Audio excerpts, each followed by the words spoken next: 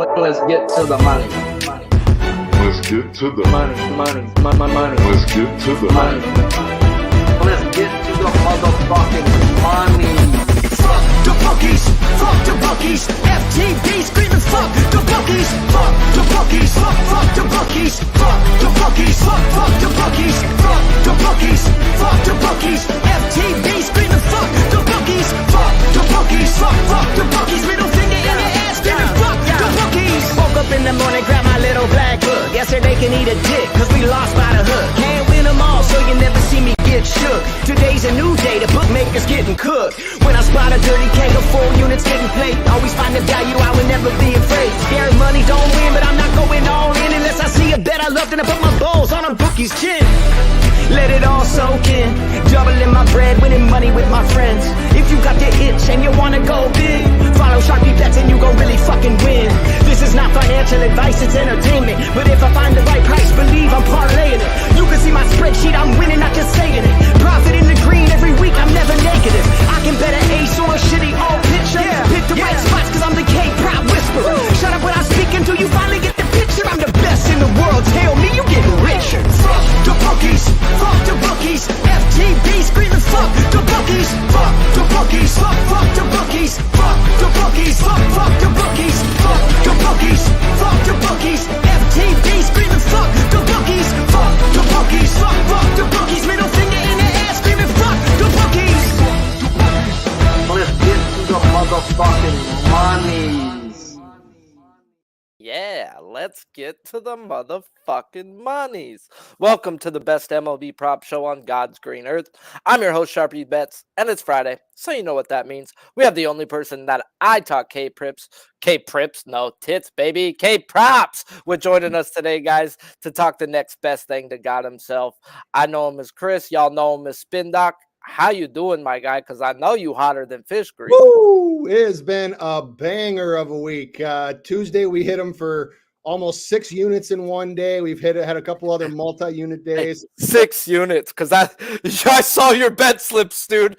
That was way more than 6 units on Wheeler, bro. As I tell my people, do as I say, not as I do. No, I don't.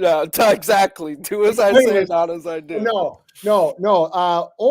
Only thing real quick, wearing all black today in mourning for my Timberwolves, but I do want to just say I had a hell of a season, best season in almost 20 years, so I can't be that upset. Good luck to the Mavs in the NBA Finals. But this is a baseball show, so let's get back to what really matters, and that is K-Props. Yeah, man, I didn't mean to do it. You wearing all black. I brought out the Bray Wyatt logo today, dude. So, I mean, maybe you guys will get a good draft pick from it because he's good luck, let me tell you. On this show, guys, we will talk the opening lines of pitching props as well as the closing K-prop line 30 minutes prior to the show going live. So do me a favor, if you like what you're hearing, smash that like button. If you're new to this channel, please hit that subscribe button as well. First guy we're going to talk about today is Aaron Nola versus the Cardinals, striking people out 23% of the time while walking people 7% on the year. Morning line was 6.5, even money on FanDuel. Best line available to that 6.5 is -105 on DraftKings. Pitching outs is 18.5, -165 juice to the under, whereas earned runs are at a 2.5, -170 juice to the under as well. Lineups are out, and we've got 6 lefties and 3 righties. Let's talk Nola. All right. So when this line first came out and I saw the 6.5, my immediate thought was, okay, this is like just because of how he's been lined in the past, like maybe this is a trappy one. Maybe they want you to go over on this one. Looking at the outs, it actually makes a lot of sense to me because of how long he's projected to go. This is a guy where against this lineup, he can very easily go 7 and like 7 strong innings. Now, does that translate to strikeouts? Since we have the lineup in, the only thing that I don't like about the strikeouts, even though there is a lot of whiff percentage, which I'll get to in a second, against his knuckle curve, is that he is only striking lefties out at 17.9% of the time, and there are 6 of them in there. And so Nola is such a smart pitcher. He's such a veteran pitcher that I can very much see him using this as an opportunity to pitch to contact a little bit more, try to get a little more outs in the field and take his strikeouts when he can get them. But you do go and you look at this lineup and you see Herrera with 41% whiff percentage against the curve. You see Carpenter at 56. You see Gorman at 56. You even see Brendan Donovan at 31. And then you go and you look at some of the guys he's faced and you see he's gotten Goldie 13 of 31 times. Goldie has actually been a lot more strikeout prone this year than in a few of the years past. So, I don't know if I'm a huge fan of the strikeouts as much as I know a one that I'm sure you're going to talk about, Sharpie. So I'm not going to steal your thunder on that one. I personally can see Nola as looking at this as an opportunity where, okay, 6 lefties, and even a few of them like Herrera, he's never gotten. Burleson, he's only gotten 1 of 8 times. Donovan, 1 of 6. So that's 2 guys right there where he's gotten 2 out of 14 plate appearances, and they're lefties. So very, very low chance to strike out for those 2 guys. The K line feels like it's probably right about right, but I think that Nola is more than a good enough pitcher to hit something else, which I'm pretty sure, Sharpie, you're about to hit him with. Man, I mean, I'm going to hit him with it because I send you my bets and you send me yours and we know what we're betting. And I'm on fucking Aaron Nola, guys. Now I'm not on his strikeouts. Nola gets the Cardinals, who over the last 15 days are walking league average, striking out 23.5% of the time with a top 10 isolated power. So as always, who have you seen that I would bet on? And it's like a reoccurring theme today, guys, is these cards ain't seen not one right-handed pitcher I would bet on in the last 15 days, as they've seen the Red Sox, Cubs, Reds, and Orioles, where they missed Hunter Green, Grayson Rodriguez, and Corbin Burns. So, yeah, guys, their numbers are actually worse than what we are looking at. Now, the question is can we bet Nola's K-prop today, guys? As he did see them back on April 10th in St. Louis. He went 6 innings, 2 runs, balls, while striking out 3. And I do believe the man next to me was on his under that day. Now, the Cards guys have been running a lefty-dominant lineup versus right-handed pitchers as of late. And when we look at Nola's splits, he's only striking out lefties 17.5% of the time, compared to an elite 28% versus the right-handed side. So this is an easy under, right? I do not think so, guys. As you know, guys, how I bet in Philly, at least by now if you watch this show. The wet infield helps ground ball pitchers, and Nola is league average when it comes to ground ball percentage. So with that and all the Cards, guys, we get into the past history. And I see this guy going 7+, guys. Yeah, 87 at bats. Donovan, Nootbaar, Goldie, Arenado, Gorman, Burleson are only striking out 24% of their at bats. But that is skewed quite a bit, as, guys, Goldie is the only one striking out more than 20% of the time. So the way I see this, guys, it's his outs over before his strikeouts. Yet, if his strikeouts end up going over today, it's because this man goes 7 to 9 innings like I think he can. He's not striking out lefties, guys, but he's putting them away a lot quicker than righties. He's got a 50% better batting average against versus lefties, 50% better on base percentage, as well as his elite walk percentage gets 1% better versus lefties. This should be some quick innings for this guy today, guys, as well as these guys who don't strike out. We've got 7 of these guys who've seen him, guys. One of them hit him above 200. One, Burleson. He hits him for 250, guys, in 8 at bats. 2 fucking singles. Ha! This should be a long, long day for Nola, fellas. I'd hate to be on an under where he kills you in the 7th, 8th inning, because that's the way I see his K-prop hitting. I'm on his outs over, guys, 18.5 plus 145 on DraftKings. I think Nola rolls it up and smokes him with that wet infield today. Anything else? Yeah, we do have umpire is out for that game. It is Doug Eddings. He is a pitcher slanted umpire, averaging 18.1 strikeouts per game across the entire game, that is, which is it's a decent amount. It's not Bill Miller-esque, but it is a decent amount above MLB umpire average. His K boost is good. I think it's a little over 2%. So, where I go with this one is that I think that Nola can operate in and around the zone all night, pick up strikes, and then set up guys for weak contact. I'm not necessarily sure that there's a lot of guys in this lineup that he's going to actively try to strike out. I see possibly Goldie once. And then you got all the lefties. Maybe Gorman, just because of how much he whiffs and how much he strikes out to righties. So, those two guys are the two guys you can pick on. But with an umpire that's a little more generous, especially on the outside, what can he do? Well, he can snap the curve on the outside corner, get those 2 strikes, and then initiate with those pitchers' counts, weak contact for the ground balls, like my man said. And then in that case, you're only having 3 to 4 pitches per batter, versus even when you strike guys out, you normally get a foul here and a foul there, a ball. If you throw one way out of the strike zone, a guy will take, and you're throwing 5 to 7 pitches per at bat. That's just how I see him approaching this one, because he's a veteran and smart enough pitcher to understand that in this lefty heavy lineup, the way that you're going to go deep and the way that you're going to have a quality start is to get guys in the field. It's not by trying to strike the world out. Yeah, I'm over here looking at Brandon Crawford, 17 at bats, hitting a $177. Goldie, 31 at bats, hitting a $138. Carpenter, 23 at bats, hitting 200. How about Arenado, 28 at bats at a $185? Woo, man, I don't want to jinx him right here, but I might throw $5 on a no-hitter tonight, fellas.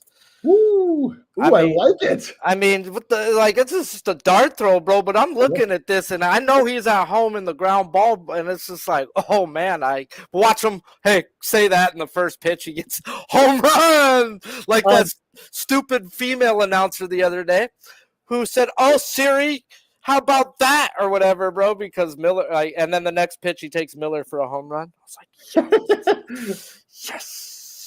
Just out of curiosity, because I've actually never played it before. If it's a combined no-hitter, does it pay, or does it have to be the pitcher? No-hitter is no-hitter, because it doesn't say NOLA. All it says is no-hitter. A no-hitter is or perfect game. I'm not betting no perfect game. That's wild shit. But I believe the last perfect game did come in Philadelphia. It might have been Holiday, but, I could be wrong. There's not been many, though. Jose Berrios, guys, gets the Pirates, striking people out at a whopping 20% this year, while walking people 6.5% on the year. Morning line 5.5 plus 120 on DraftKings. Best line available is 5.5 plus 120 on BetMGM. Pitching outs is 17.5 minus 156 juice to the over. Earned runs opened at 2.5 minus 135 juice to the under, whereas earned runs to a 1.5 hella juice to the over. Projected 5 righties, 4 lefties. Let's talk Berrios. All right. So Berrios is always fun to cap because like you do, Sharpie, I go hitter by hitter. And his main put away pitch, especially to righties, is the slurve. And you don't see a lot of guys with good history against the slurve. So you almost got to break it down 2 ways and kind of take it. You can look at their slurve for guys that have it. You can sometimes you just got to combine the slider and the curve, because obviously that's what it is. But you look at this Pirates lineup, and not only is there good history, so lineup about a 31.8% K percentage. You have multiple guys, including Grandal and Connor Joe, McCutchen, who have struck out multiple times in some limited plate appearances to him. And then you look and you see with the slurve, or even with the changeup to lefties, which is his primary put away pitch, there's some guys like Reynolds, who has a 44.9% whiff percentage. You have O'Neal Cruz, who can be a walking strikeout and who has a 39% whiff percentage, and so on and so forth. So, especially on the road with the Pirates, I know he's not a lefty, which is typically who people pick on against Pittsburgh. If you're betting this one, the only way that you can look is over. My raw math for this one came right in at about 5.6, 5.7, somewhere in that area. And obviously, with some of the other whiff metrics that the Pirates have, there's really no other way to play this one but over. While Berrios does not carry a high swinging strike percentage, he actually gets guys by painting the zone, because he's got a 20.4% called strike percentage, which is well above MLB average. for pitchers for sure, and also above MLB team average for hitters at 16.2. So he's not getting guys very much swinging, but the Pirates take a lot of strikes as well, 17.3%. So that's above average also. Our umpire for this one is Trip Gibson. He is also a pitcher's umpire. His K boost is very solid. His K percentage is at 22.8%. So really, the Pirates are kind of screwed either way here. So if you're playing this one, you're playing the over, or you're not playing it at all. I didn't know Trip Gibson was behind the plate. Trip Gibson, baby. It just made me happy, bro. I'm like, ooh, I'm still, I'm already pumped up. If you don't know and you don't follow me on Twitter, you know it's Jose Barrios Day for me. Let's talk the most profitable pitcher I have bet over the last 2 seasons. Barrios gets the Pirates guys who over the last 15 days are only walking 6% of their at-bats, striking out 26% of the time with a middle-of-the-pack isolated power. So let's go see who they seen that I would bet on. And this is where we get to it. They see fucking nobody. And they're striking out 26% of their at-bats, fellas. They had a series with the Tigers, Braves, Cubs, and Giants, who, yeah, I would bet on Hicks, guys, but they didn't see Hicks with the Giants. So I guess the only decent name that they have seen is Logan Webb, who went 6 innings, 2 earned runs with 6 punch-outs. And I'm going to tell you that even though these numbers are as fraudulent as I've ever seen, as they've seen, guys, I'd still don't give a fuck. I bet Barrios with one thing and one thing only, not giving a damn what a K percentage is, as I've had the key to this man since he's had the talk with Pedro Martinez. And like I said, Barrios and Sale over the last 2 years have been my freaking cash cows. But Sale, I've never done nothing but go over. Barrios, I've cashed his unders, I've cashed his overs, I've cashed his outs. I've stayed the fuck off when I went and put people in my group on bans because I'm like, bro, he's going to land on 4 or 5. It's 4.5. There's no fucking room for anything right here. And he lands on 4 or lands on that 5. So at the end of the day, I've got Barrios down to a T, and I've got to look to bet him over if we get this projected lineup. Now, the past history, guys, we do have 4 guys in this lineup who have at least 5 at-bats and upwards of 18, totaling in just 38 at-bats. McCutchen, Reynolds, Olivares, and Grandal are striking out to Barrios 29% of the time. And if you want to add in the 2 guys who only have 3 at-bats, it gets a lot worse. Me, I don't do that, guys. 3 bats is just not enough. It could have been a good game, bad game, pitcher or batter, just not enough to take in. Yet, we're getting a plus money on a 5.5. Even with past history, trap or no trap. And I'm going to say no trap, guys, as Barrios is averaging 4.7 strikeouts a game, as well as being lined at a 4.5 in 4 of his last 6 weeks, with being plus money each time he has been a 5.5. And I'm going to tell you this, guys, and this may be a ladder spot if we get this lineup. Yet, I cannot get in until I see it, guys. But projected lineup, it's over, and out. We got 6 guys who are league average or worse when it comes to chase contact. And let me tell you, the last time he had that in the lineup, he had 7 versus the Phillies, and he got waxed. And since then, he's seen the Tigers and Orioles, who most of their lineup are good at making contact when they chase, and he's seen 4 or 5 in those games. And when the line is 4.5, 5.5, I'm not going to go under or over when I got them spot on for a 4 or 5 and they're putting them at a 4.5. Now, one thing that I did learn about Barrios this year that I didn't have coming into this game, and there's been 2 other times with Barrios where the key chase contact says under in the lineup, but the past history says over. And the past history has trumped both times. So now I've got to have that. If it looks like a duck, it quacks like a duck, guys. It's a fucking duck. Let me tell you, okay? I learned that one at a very young age. So past history means something with Barrios, as well as chase contact. Right now, I've got 6 guys. I do not want to see Trujillo or Williams put into this lineup, as they will take down my chase contact to 5-4. And I'm looking for 2/3 of a lineup. Now, if they want to put in old Taylor, that dude struck out 3 of his 10 bats and doesn't make contact when he chased. So that's where the ladder can get brought in. If if Taylor gets brought in. No Trujillo, no Williams. So I need the lineup, guys, personally, because I like to see 2/3. But 5-4 past history has been good to Berrios. So I will ride that 5.5 if that's what I end up getting. Go ahead. Nope, I'm good. I was just checking to see. I just did a quick check of Gibson's strike zone. It's not necessarily like overly beneficial for where Berrios puts his pitches, but he doesn't have a tight zone there either. So it's pretty good. It's fine. Yeah. So let's get rid of it, guys. So next guy on the board. But before we do me a favor, guys. If you like what you're hearing, smash that like button. If you're new to this channel, please hit the subscribe button as well. So far, we've talked Berrios and Nola. I'm on Nola's outs over 18.5 plus 145 on DraftKings. And I'm waiting for the lineup to pull the trigger on Berrios. Next guy up is, man, could Mother Nature appease us today? Dylan Cease at the Royals, striking people out 31.5% of the time while walking people 7.5% on the year. Opened them up last night, 5.5 minus 150 on DK. Morning line 6.5 plus 120 on FanDuel. When the lineups came out, it dropped back down to 5.5 minus 155 for like 2 minutes and then shot right back up to 6.5, and that's where it's at. Plus 130 on DK is the best line available now. Pitching out 17.5 minus 150 juice to the over. Earn runs 2.5 minus 160 juice to the under. Lineup is out. 5 righties, 4 lefties. It's exactly who they said it was going to be.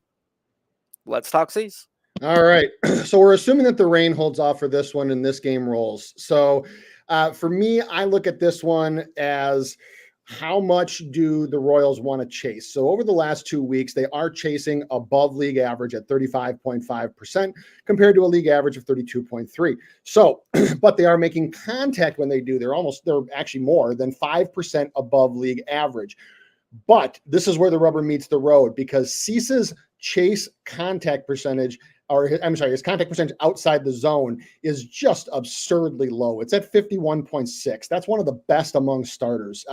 His slider, when it drops off the table like that, that thing is damn near impossible to hit. It's also impossible to take for a pitch that's going to be outside of the zone. It's just a nasty, nasty, nasty pitch. It's no surprise that Cease carries a 15.0% swinging strike rate, which is way above average of 11.1. Now, I go to the Royals lineup, and you would think, because there's been a lot of talk on Twitter all the time about unders for Royals because their K percentage is this, their K percentage is that. Good for them. And yes, they have a lot of guys who are disciplined at the plate. Pasquantino is disciplined. Isbell is disciplined. Bobby Witt is disciplined. Garcia can be disciplined. Adam Frazier is disciplined. Again, good for them. But Cease has faced this lineup 101 times, and he carries almost a 28% strikeout rate, including to guys that you might not suspect. He's actually struck out Pasquantino 33% of the time, and Pasquantino is one of the lowest K guys in the league. Then you go and you look, and again, for the Royals, they have actually a number of their guys have a lot of whiff percentage or whiff potential against a slider, against any slider, not just Dylan Cease's slider, because Cease's slider carries a 44.8 whiff percentage on the year. That's one of the highest among all starters for slider. I think it might even be the highest. I'm sure it's top 5. But you go down the lineup and you look at Witt is 30%. Salvi is almost 33. Velasquez is 39. Melendez 35, and it just goes on like that. So while a few of these guys do not whiff to the 4-seam fastball, there's actually more whiff percentage to the 4-seam fastball than you might think from the other ones, including Salvi, who's at 31, including Velasquez, who's almost at 33, including Melendez, who's at 33. There's a lot of whiff percentage in this lineup for the exact mix of pitches that Cease throws. So it's no surprise that in 101 plate appearances, he struck them out almost 28% of the time. Our umpire for this game is Jansen Visconti. He is a pretty neutral ump. You're probably not going to see him have a huge impact on the game. So you have to rely on the swings and misses, or more specifically, the chasing of the Royals. And then who gets it, right? Is it Cease with his ridiculously low chase contact percentage, or is it the Royals when they've been making ridiculously high chase contact percentage? You give me those two and you look at that past history, I'll take Cease. Yeah, that's definitely the way I'm looking right here, guys. Cease gets the Royals, who I'm going to repeat a lot of the numbers he just said, guys, because, yeah, they don't strike out, guys. We know this, right? But he's seen them a bunch of times as he was on the White Sox, and now he gets his shot as a Padre. And the Royals, guys, over the last 15 days, they're walking below league average, striking out only 19% of the time with a top 5 isolated power. And we get back to the old tricky question of the day is, who have you seen that you bet on, that I would bet on? How about they only seen Joe Ryan in the last 15 days? And he went 7 innings, gave up 1 run, and had 9 strikeouts? So they seen a bunch of middle of the pack to end of the rotation type of guys, as they had series with the A's, Rays, and Tigers, all who don't have a stud right-handed pitcher, and Cease is a stud. Now, this used to be his division, guys, so we do have a lot of past history, as he was 3-0 to his over versus the Royals last year when it came to his K-prop. As he was lined at a 5.5 the first game, he went 5 innings, gave up 7 runs, and had 6 strikeouts.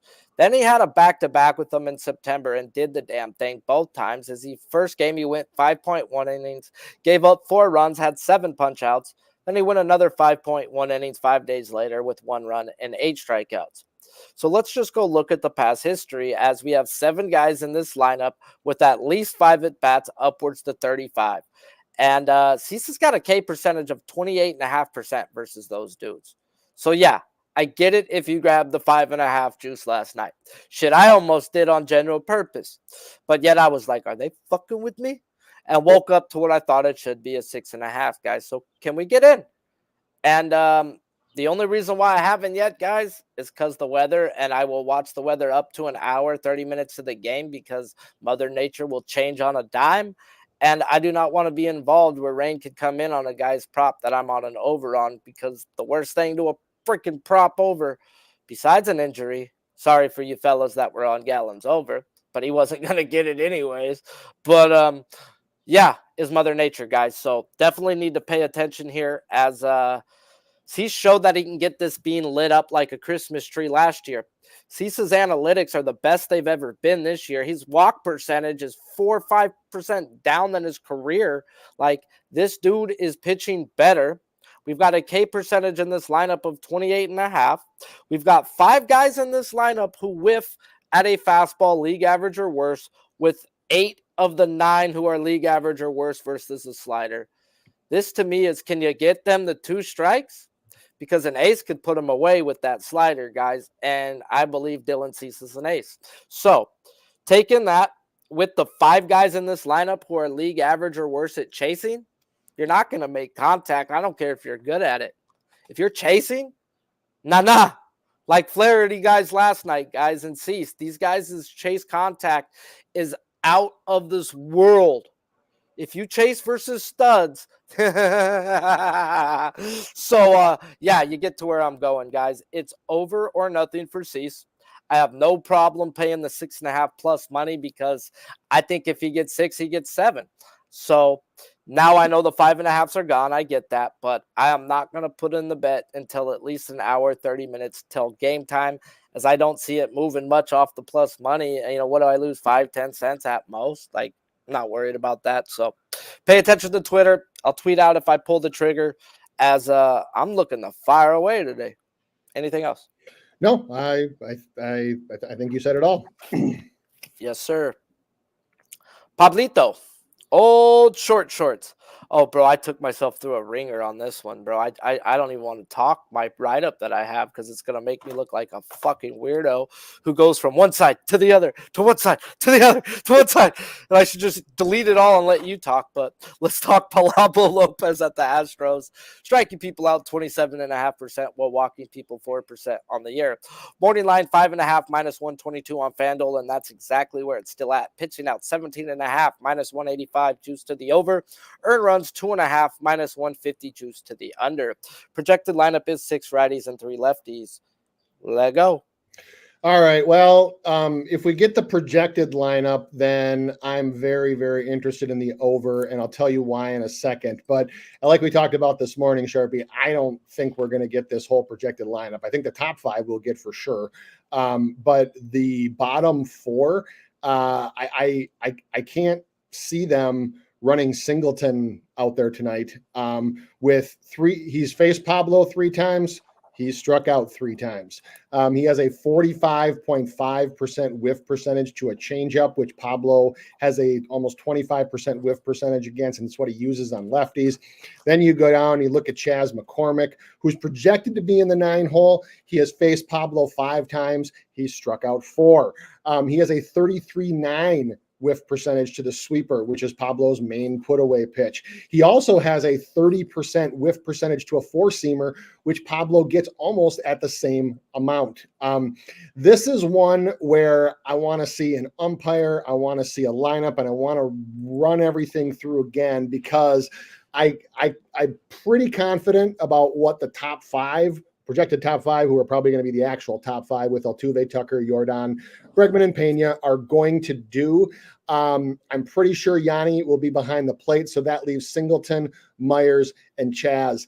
And if you're going to give me Singleton, Myers, and Chas with Pablo's projected batter's face, given his outs, then I'm very, very interested in an over here. I might even be interested, even though he's on the road, in an alt over, just because the past history is so abysmal with those guys, albeit unlimited plate appearances, but every single one of them has a crazy whiff percentage to the pitches that Pablo uses. I also remember, because obviously Minnesota being my home, I have watched Pablo face this team a number of times, and I remember those guys specifically were just confused as fuck at the plate and have no idea what was coming from him. So I need to see how they organize their bottom 4. I just can't believe that it's going to be the ones that are projected, at least not all of them.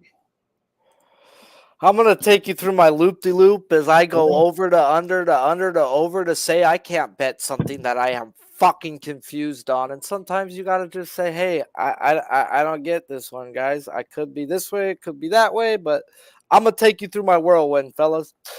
Lopez gets the Astros over the last 15 days. They're not walking, striking out 23% of their at-bats with a top 5 isolated power. So let's go see who they've seen that we would bet on, as they had a 4-game series with the Mariners, who sent out Castillo, Miller, Kirby, and Gilbert. Gilbert went 6 innings, gave up 4 runs with 5 strikeouts. Kirby, 6 innings, 1 earned run, 8 punch-outs. Miller and Castillo both went 6 innings, gave up 2 earned runs each, and both had 6 strikeouts. Then, guys, they had a series with the A's and the Angels, who don't have a right-hander I would bet on. And the Brewers, where Peralta got hit hard, going 5 innings, giving up 5 runs. But yet, he also had 6 strikeouts. So we get us a 5.5. Seems doable, guys, after we look and see the over 5.5 is 4-1 with our guys, who's been pitching to these Astros over the last 15 days. Yet, to me, guys, it just ain't that easy. At least last year, guys, when Pablo seen a great contact hitting teams, he was 1-4 to this K-prop over, with the one that he hit being the over by the hook. And in 4 of those 5 games, guys, he was dropped to a 5.5 like he is going today, and he was 1-3 to the over last year. So the question is, should this be a easy under? As when we check out past history, guys, we have 6 people who have at least 5 at-bats versus Pablo, and that's Altuve, Bregman, Tucker, Your Daddy, Pena, and McCormick. They're striking out 32% of the time versus Pablo. Now, it is a little skewed, but not too much, guys, as McCormick has struck out 4 of his 5 at-bats and probably won't be in the lineup today, as if he is, guys, this line is probably going to move with heavy juice. As guys, Pena and Tucker are the 2 who ain't struck out in their 5 at-bats each. Still, guys, super small sample size. Bregman, Altuve, Your Daddy, both struck out 2 of their 5 or 6 at-bats respectively. So let's go check the chase contact of these projected guys and see if we can get in. As we've got 5 guys who make contact when they chased at least 4% better than league average, with them being the guys who have actually struggled versus him. So what the fuck is going to play out here, guys? Him versus Chase Contact, but yet he struck out Altuve twice, McCormick 4 times, your dad. These are all guys who make contact when they chase, guys. So, oh, not your dad. Oh, yeah, Alvarez and Bregman. Yep. All guys who make contact when they chase, he has struck out. So I go look back, like, when has he seen them? And he played them once in 2022, and then he had a playoff game last year. I cannot take playoff stats into any type of regular season. That is a different animal. Every pitch means something in a playoff game. Tensions are up. It's just hard for me to put anything into this stock of at-bats versus this team is what I'm getting at. They come from 2022 in a playoff game. I just can't do it, guys. So at the end of the day, I thought I was being too cute as I'm looking at Chase Contact. I'm looking at past history. I don't know what's going to freaking pan out, guys. So I'm not going to try to step in the middle of this, guys. It's low for a reason. But, dude, you sure make – I'm thinking a live over if he gets through the first 3-4 and doesn't strike him out and they have those bums there. Like, that may be the way. Like, take a 4.5 live. I might do that. Yeah, I'm with you, and I saw in the chat it says, Lopez being a stay away. Yeah,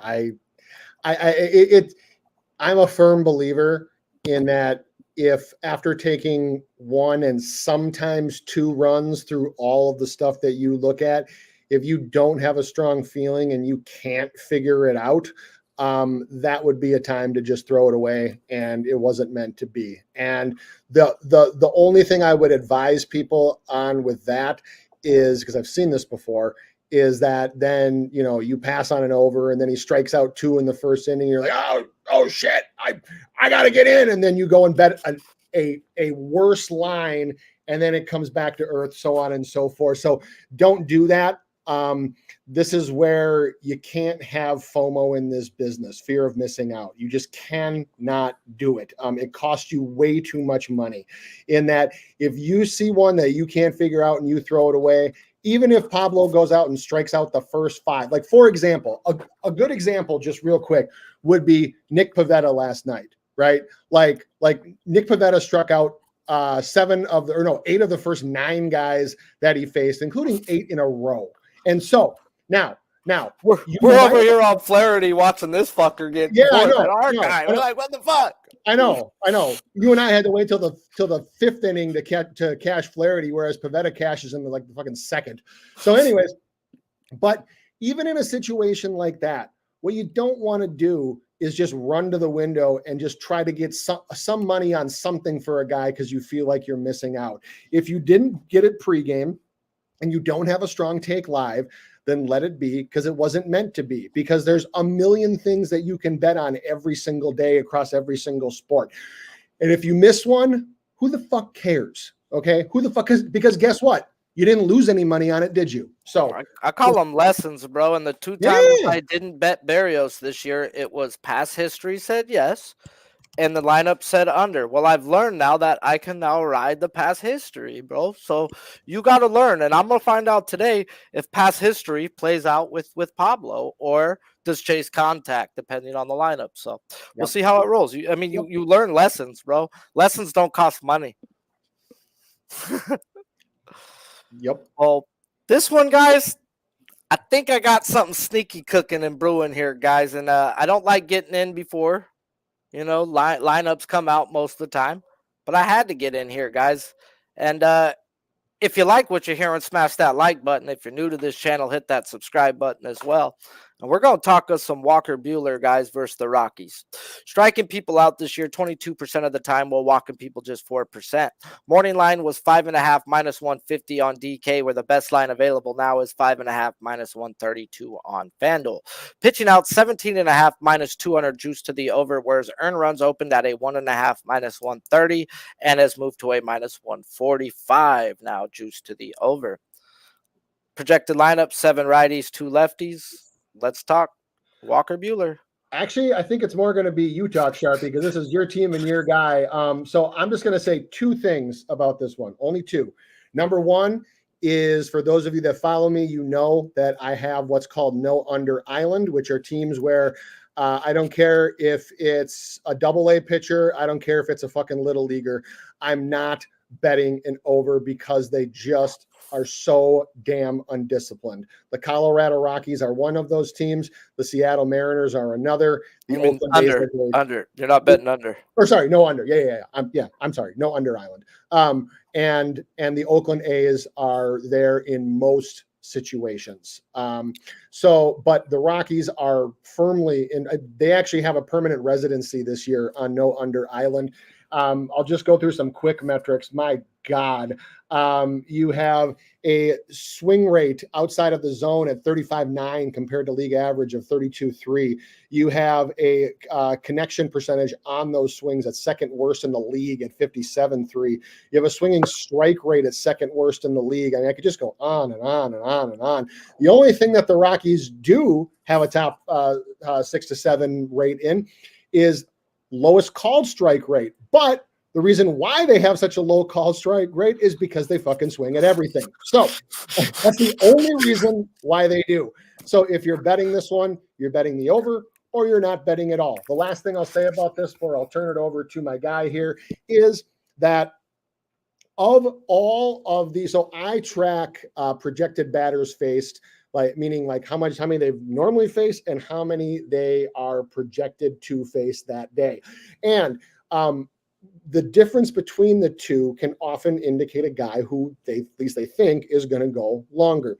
Walker Buehler has the highest variance in this that I've seen this season. Now, part of that is because they've been working him back from injury. So part of it, I get that. So even when I take that into account, they actually think that that Walker could go pretty deep today. And if he goes as deep as the books think that he might go, there's so many chances for strikeouts. I don't know how he doesn't get it, even though, and Sharpie, I know you're going to talk about this. I know the history ain't good. 28 Ks in about 119 plate appearances, but I'm pretty sure you got the answer for that. So hit him. Oh, Mike, your mic. So I figured it out and I got my answer as I'm on Buehler over 5.5 minus 132 here and why. He gets his shot at the Rockies, who over the last 15 days, they're not walking, striking out 23% of the time with a bottom 10 isolated power. So like always, let's go see who they've seen in that time span. Tristan McKenzie went 5 innings, 9 punch outs in Colorado, and Aaron Nola went 6 innings with 5 punch outs. Yet we already know, guys, and Mr. I don't take Colorado unders. You did bet Nola under 5.5. Do as I say, not as I do. You know that. Yeah, that might have been a personal bet. All right. It was a personal play. Hey, do as I say, not as I do. Fucking no way does he hit this Sharpie. No fucking way. Not out of course. Not out of course, guys, because in his past history, multiple games has he shown that his shit just doesn't play. And Tristan McKenzie has never pitched in the thin air, and then he showed that his shit does play. So, really, there's nothing much to take out of those 2 games in Coors, as one was their first, and we know Nola ain't been good. The only other guy that they've seen in this last 15 days, guys, is Jordan Hicks on a back-to-back, and it just wasn't good for a sinker baller on a back-to-back. That didn't help him one bit. And that's, guys, who they've seen in these last 15 days. And that's where we get back to this being kind of skewed, guys, because 2 games prior to these numbers, Michael King had 7, Cease had 8. So there is action, and their numbers are a little skewed and should be worse. Now, we have a division game, guys, so we know there is past history here. We have 5 of the 9 projected guys who've seen Buehler at least 6 at-bats, upwards to 51, and we have a career K percentage of just 23.5%. And it's actually worse if you break it down by batters, guys. Blackman has only struck out 8 of his 51 at-bats, with Bryan only striking out 3 of his 22 at-bats, and Diaz only 1 of his 6 at-bats, where McMahon and Rogers, they're striking out. They're the ones who are bringing that K rate way up to that 23.5. And I'm going to tell you, that's why we get a 5.5, fellas.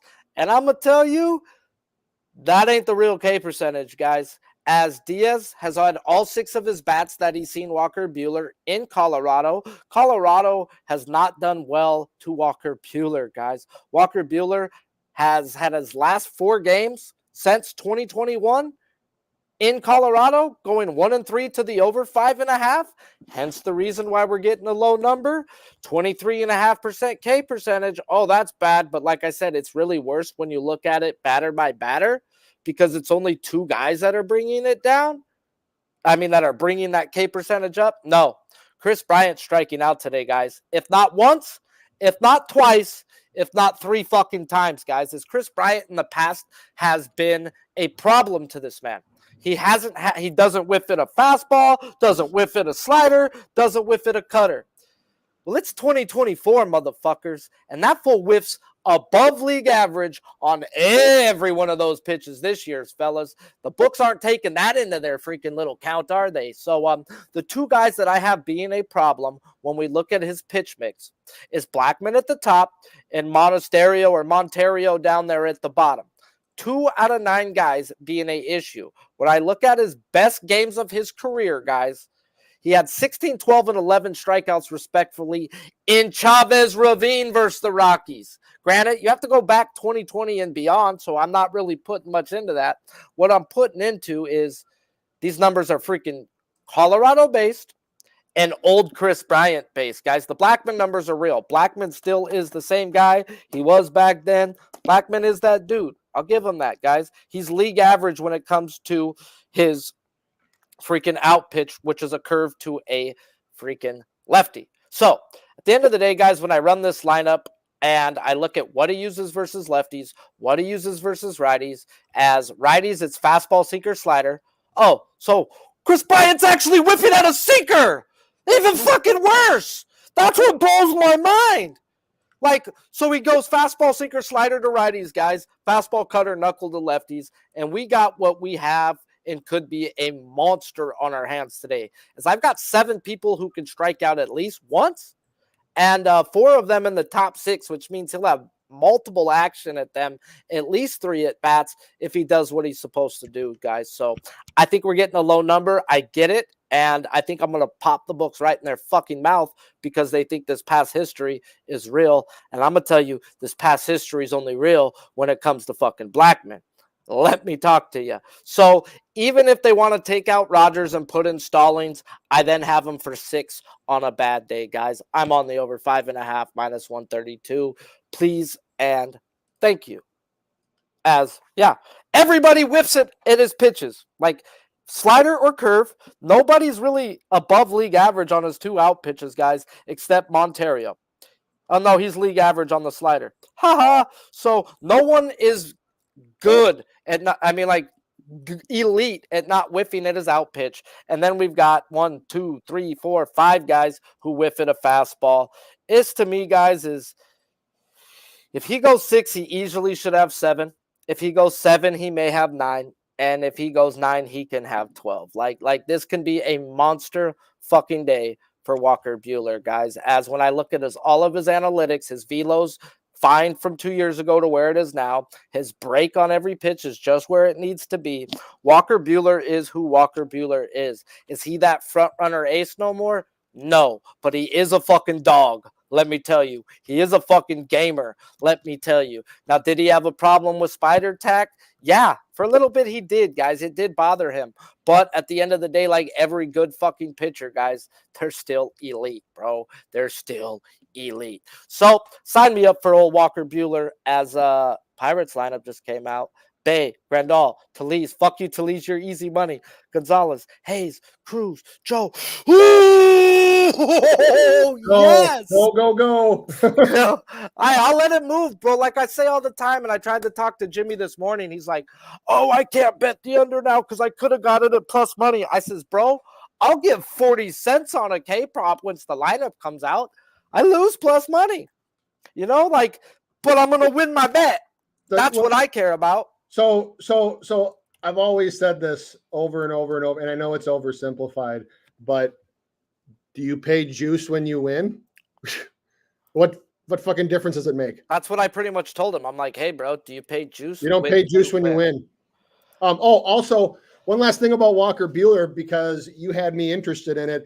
Lifetime against the Colorado Rockies, period.